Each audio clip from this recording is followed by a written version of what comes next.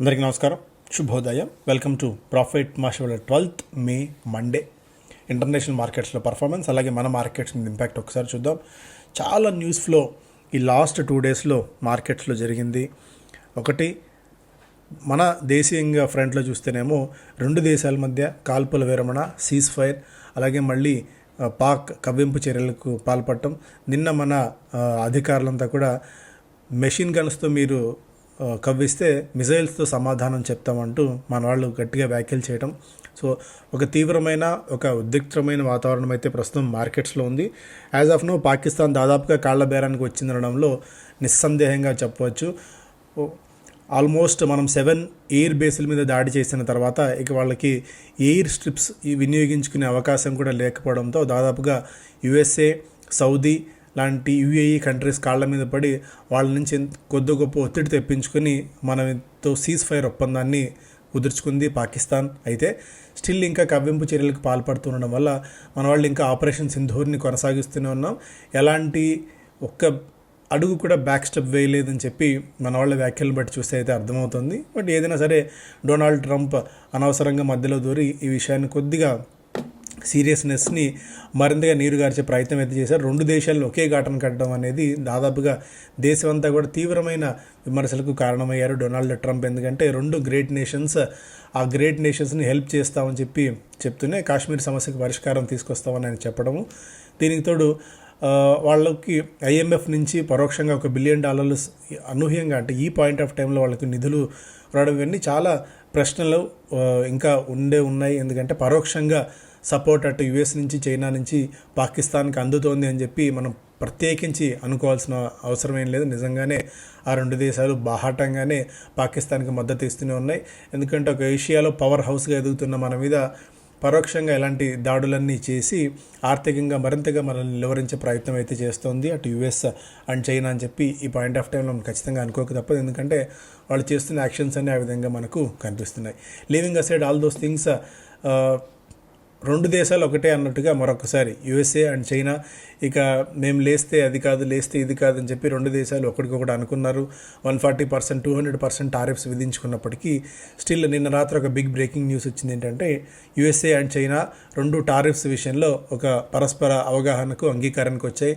Maybe ఇవాళ దానికి సంబంధించిన ఒక బిగ్ బ్యాంగ్ ప్రకటన ఉంటుంది అని చెప్పి యుఎస్ వైట్ హౌస్ అధికారికంగా ప్రకటించింది. దీంతో ఎందుకంటే మనం ముందు నుంచి అనుకుంటున్నట్టే ఒక దేశానికి ఒక దేశం అవసరం తీవ్రంగా ఉంది. వాళ్ళ మీద వీళ్ళు పూర్తిగా ఆధారపడ్డారు, వీళ్ళ మీద వాళ్ళు పూర్తిగా ఆధారపడ్డారు.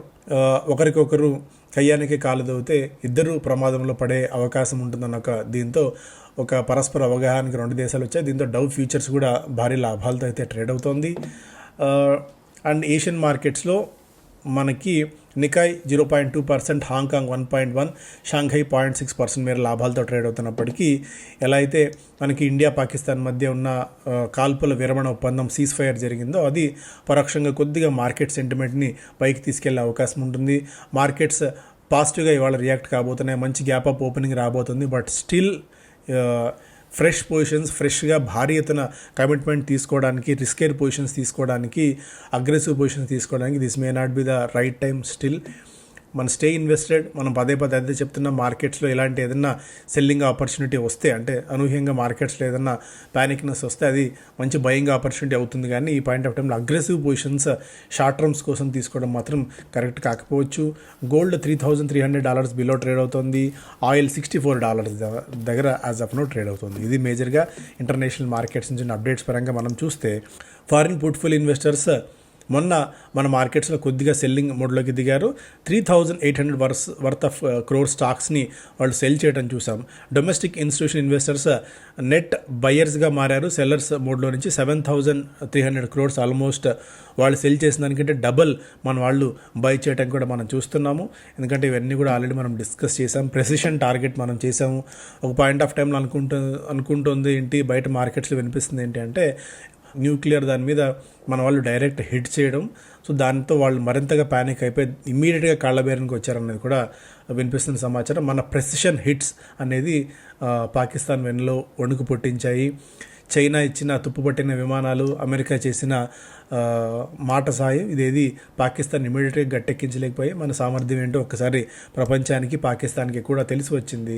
టాటా స్టీల్ వాళ్ళ రిజల్ట్స్ అనౌన్స్ చేయబోతుంది. వీటితో పాటు Bajaj electronics, care ratings, chalet hotels, Krishna diagnostics, prudent corporate advisory లాంటి సాగర్ సిమెంట్స్ లాంటి కంపెనీస్ వాళ్ళ రిజల్ట్స్ అనౌన్స్ చేయబోతున్నాయి. Even Vijaya diagnostics and Zaggle prepaid కూడా. డాక్టర్ రెడ్డిస్ రెవెన్యూలు 20% మేర జంప్, అలాగే నెట్ ప్రాఫిట్లో 22% మేర వృద్ధి నమోదు చేసింది. అండ్ మనపురం ఫినాన్స్ ఇన్కమ్ 15% మేర పెరిగింది, ప్రాఫిట్స్లో 3.5% మేర క్షీణత నమోదైంది.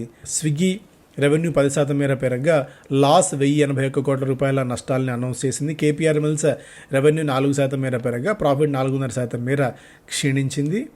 సో మేజర్గా రిజల్ట్స్ పాయింట్ ఆఫ్ వ్యూలో ఇవి ఒకసారి మీరు పాస్ చేసుకుని కూడా చూసుకోవచ్చు ఆసక్తి ఉంటే వీటి గురించి తెలుసుకోవాలంటే.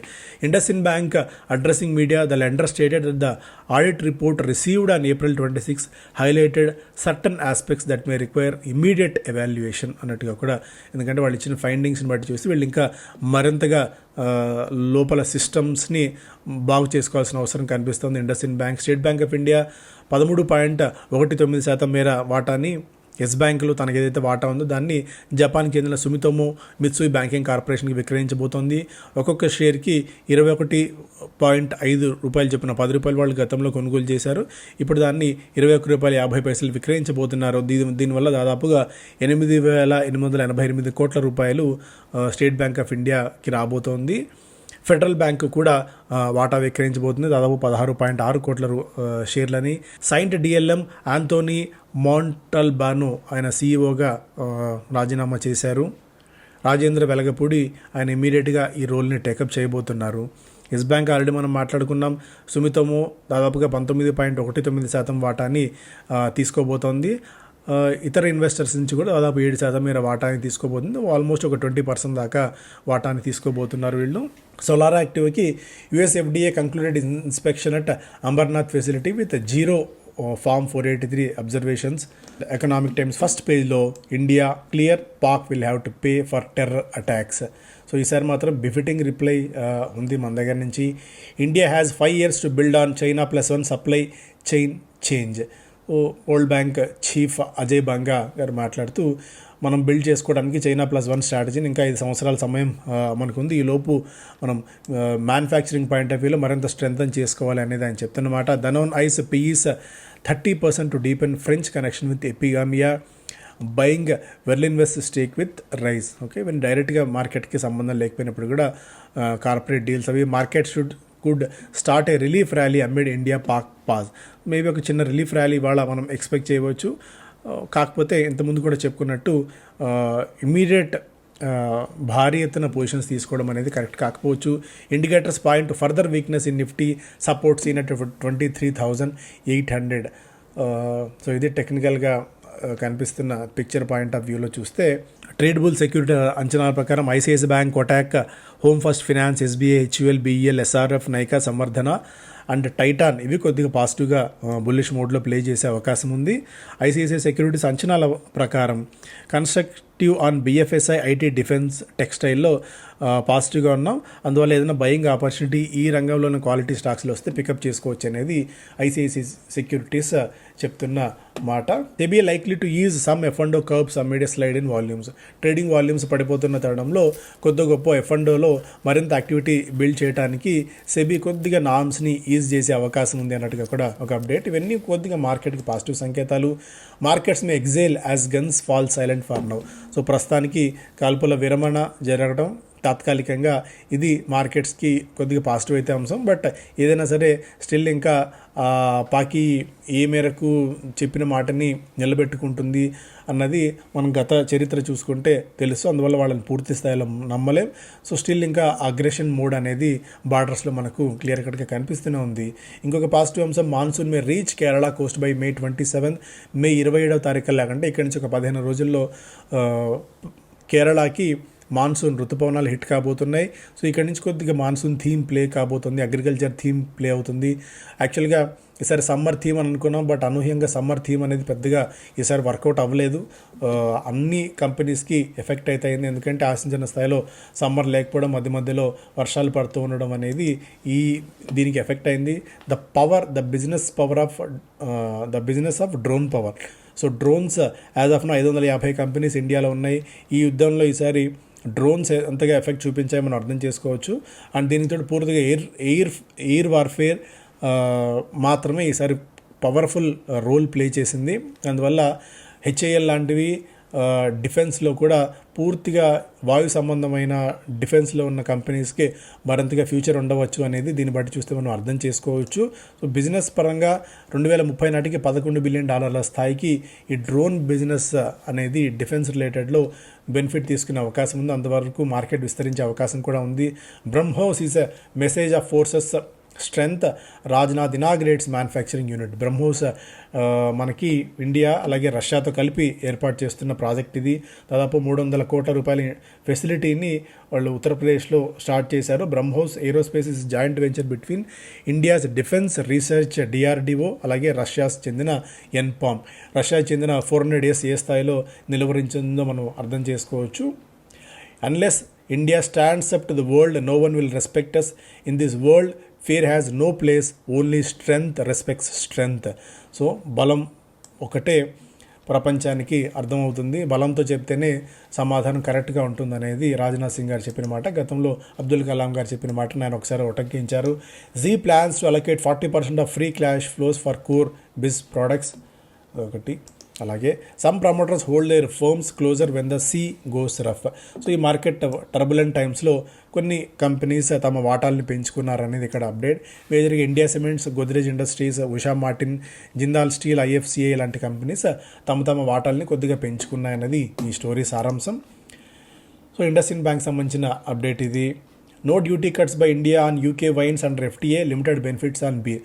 సో కొద్ది గొప్ప బీర్ మీద పన్నులు తగ్గించాం కానీ ఇంటర్నేషనల్ అదే UK నుంచి దిగుమతి చేసుకున్న బీర్ మీద, బట్ వైన్స్ మీద ఎలాంటి ఇది కట్స్ లేదని చెప్పి క్లారిటీ ఇచ్చింది. దీంతో కొద్దిగా బ్రీతర్ మన దేశీయ లిక్కర్ కంపెనీస్కి. Travel companies looks to focus on safer hotspots. ఇప్పుడున్న మార్కెట్ కండిషన్స్లో ట్రావెల్ అనేది కొద్దిగా టఫ్ అవుతుంది కాబట్టి ఆ ప్లేసెస్ని అవాయిడ్ చేసి మిగిలిన ప్లేసెస్ వైపు మన వాళ్ళు చూస్తున్నారు. ఇంతకుముందు కూడా చెప్పుకున్నట్టు ఏదైనా ఇండిగో లాంటిది వాటి స్టాక్స్ కానీ లేదంటే హోటల్ రిలేటెడ్ స్టాక్స్లో ఏదైనా మంచి కరెక్షన్ వచ్చి బయింగ్ ఆపర్చునిటీ వస్తే అది పిక్ చేసుకునేందుకు ఇది ఒక రైట్ టైంగా చెప్పుకోవచ్చు. బిజినెస్ స్టాండర్డ్ ఫస్ట్ పేజ్లో India calls pox nuclear bluff rejects Kashmir mediation. So US కనుక కాశ్మీర్ మీడియేషన్లో వస్తే యాక్సెప్ట్ చేయడానికి మన వాళ్ళు సిద్ధంగా లేరని చెప్పి పరోక్ష సంకేతాలు అయితే ఇచ్చారు. India's iPhone exports Zoom to 116% in April నెలలో మరింతగా ఇండియా నుంచి ఐఫోన్స్ వెళ్ళడాన్ని మరింత సమర్థంగా మనం చైనాకు ధీటుగా ఎక్స్పోర్ట్ చేయగలుగుతున్నాం. అలాగే గెయిల్ స్ట్రాంగ్గా గత నెల రోజుల కాలంలో పెరిగింది, 7.5% మేర. HDFC సెక్యూరిటీస్ బైకాల్ ఇస్తూ $230 దాకా టార్గెట్ ప్రైస్ ఇస్తుంది గెయిల్కి. ఇవి ప్రధానమైన వార్తలు. Thank you so much.